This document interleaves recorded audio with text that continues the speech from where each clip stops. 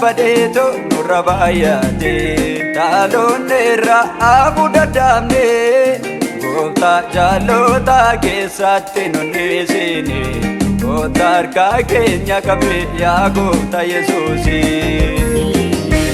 Jaallenna badeeto nurra baay'ate dhaloonni irra abuda daamne gooftaa jaalota keessatti nunniisine gooftaa harkaa keenya qabe yaa gooftaa Yesuusi.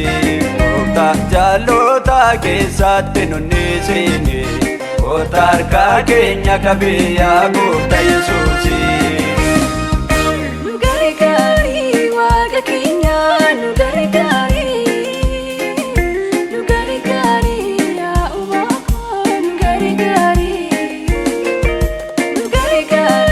Waaqa keenya nu gargaarii yaa Uumaa koo nu gargaarii.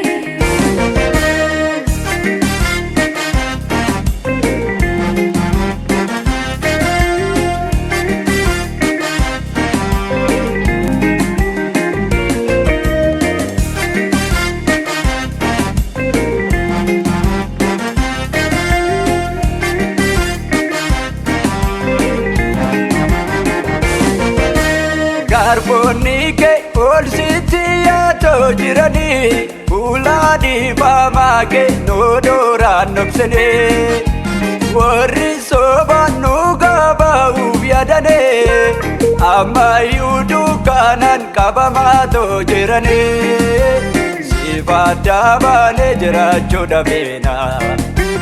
Gooftaa koottoo keessa nu baasi yaa Uumaa siifaa dabalee jiraachuu dhabeena. Gooftaa koottoo keessa nu baasi yaa Uumaa.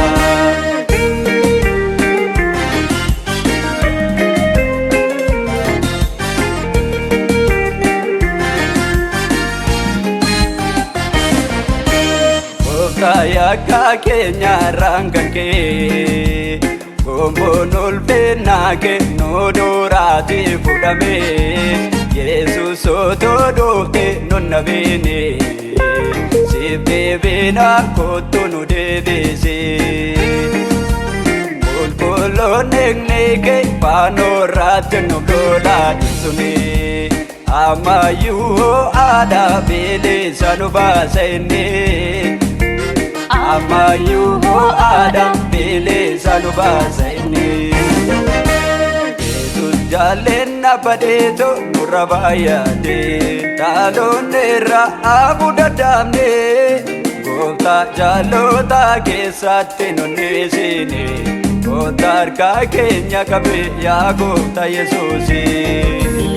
Yesuus jaallenna badeeto nurra baay'ate dhaloonni irra abuda daamne gooftaa jaalota keessatti nunniisine gooftaa harkaa keenya qabe yaa gooftaa Yesuusi.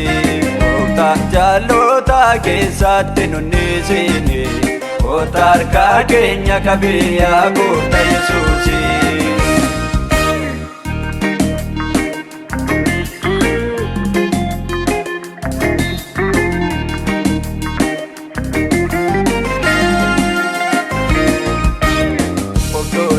Waaqayyo eeggachaa jiranii isa sargoodhaaf kan barbaaddatanii Maaraanaata gooftaan nu dhufaa jedhanii hawwiidhaan kan si eegaa jiranii balbala keellota golbaanaa masanii yaa gooftaa Yesuus maaloo nutti cufatini ayee maaloo nutti cufatini.